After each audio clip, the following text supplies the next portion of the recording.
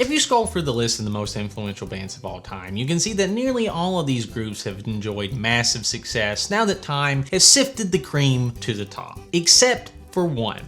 The New York Dolls. Despite being literally named by the Encyclopedia of Popular Music as one of the most influential groups of all time, by and large, people do not listen to the New York Dolls to this day, even though that those groups that they inspired are some of the biggest musicians in the world. Something that is made even more interesting by the fact that many of those same groups claim that the New York Dolls were also not very good musicians. So why is this? New York Dolls were founded in New York in 1971, featuring these guys. Yeah, they're one of those groups that has 40,000 members. I'm not gonna go into that. It's more of just a collective force. There's an idea of the New York Dolls. But from the beginning, one of the things that really set the group apart and made them into such a legendary rock band is their fashion choices. And the group became known for wearing these extremely transgressive, cross-dressing kind of outfits that were at the time extremely controversial. You can see that in this Vogue article that Sylvain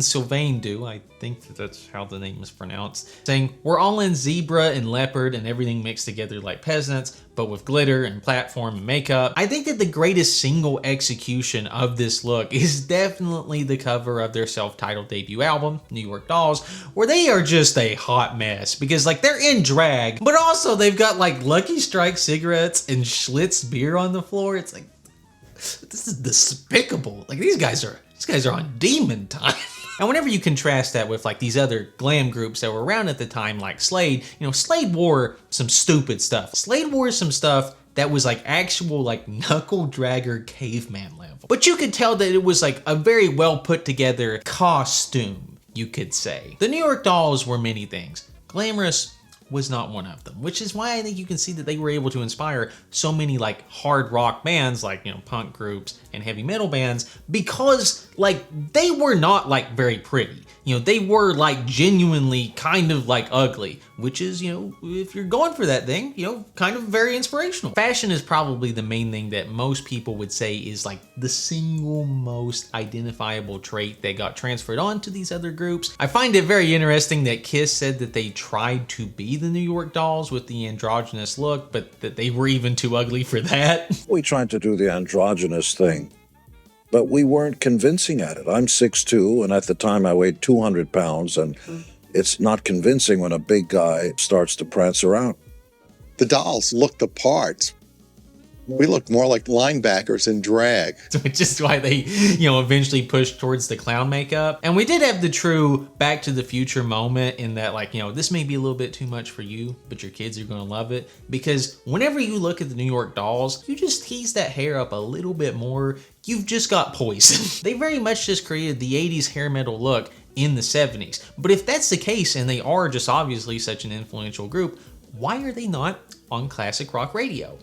Well, it's such a funny thing, but the Dolls were great at everything besides writing songs. If they could have gotten away with just, never actually recording their own music, and, just straight to the top. But unfortunately, you actually have to be a musical band if you want to be a band. It's terrible, I know. And more interestingly, they sucked in a bad way. The New York Dolls' musical inspirations were 50s rock and roll, vaudeville, and Mick Jagger coked out of his mind. You combine those things, you get pretty close to what the New York Dolls sound like. So I would describe their songs as a musical about latchkey kids who suck tokens out of subway meters to buy cigarettes. That's what these guys sound like. Someone online said that Personality Problem is their most memorable song because it's so annoying that you can't forget the chorus, which is, not exactly resounding praise. And it's kind of weird in the way in which they are banned because there's so many elements that you would find in later genres of music, like punk,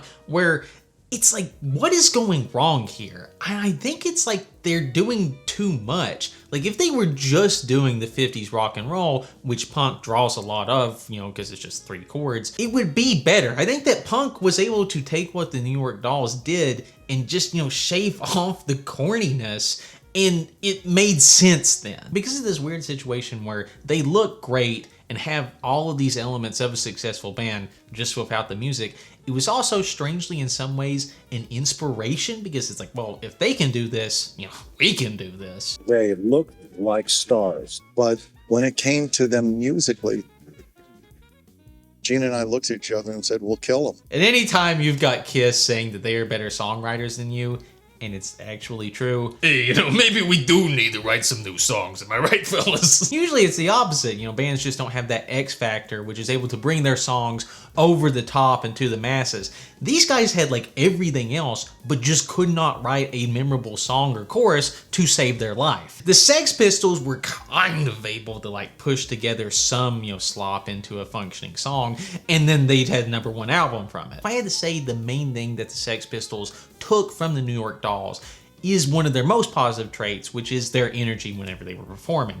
You can hear it on the record, they are a little bit too energetic. And it's why I understand why these guys were so big back in the day. You know, like, I would love to see them live in their prime, because boy, this would have been a show to see. The issue is that on a record, that's not coming across because I'm not actually seeing these guys. I would also be remiss not to mention that this came out during the true zenith popularity of prog rock, which is whatever the New York Dolls are is the opposite of. I mean, this is the same year that Dark Side of the Moon came out, and you can see that in this performance that they give, where very much you either love them or you hate them. Them's the breaks. And if you think that, you know, oh, the big mean YouTuber beating up on poor little New York Dolls, trust me, they do not care. If all it took was for you to live, was for them to give one. All they had to do was to give one. I'm sorry, but they just couldn't give one. They just couldn't. If you had one to give, they just couldn't give it. That's all that there is to it. These boys was waking up in the morning thinking of ways to pee in other people's Cheerios. They just didn't care.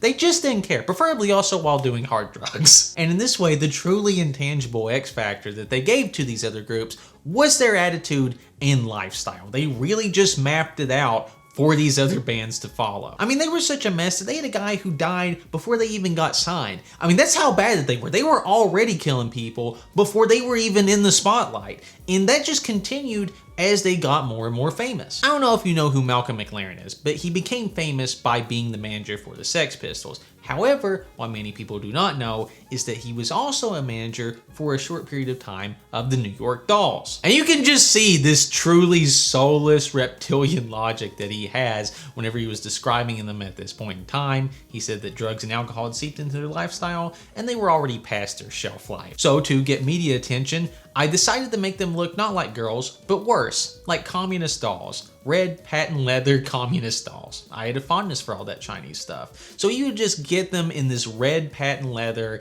outfits and have like a hammer and sickle behind them. Not for any like particular political stance, just to piss people off. And according to Malcolm, it worked because, you know, it got them in the newspaper for controversy, and, you know, that's all he wanted. And while the group broke up in 1976, you really can see that New York Dolls were in this weird way the McDonald's brothers to the Sex Pistols' Ray Kroc.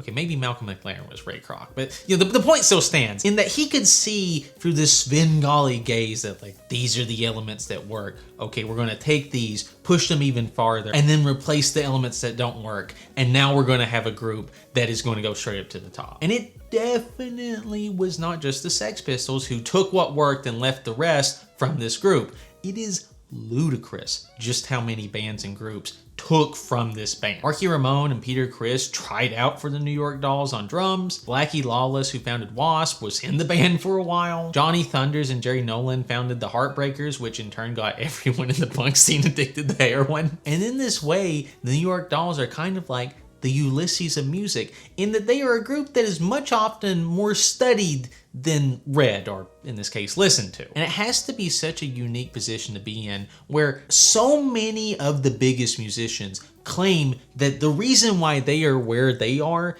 is because of what you did. But no one actually likes really what you did. It's a true thinking man's conundrum. However, if you do want to be appreciated in your time, watch this video.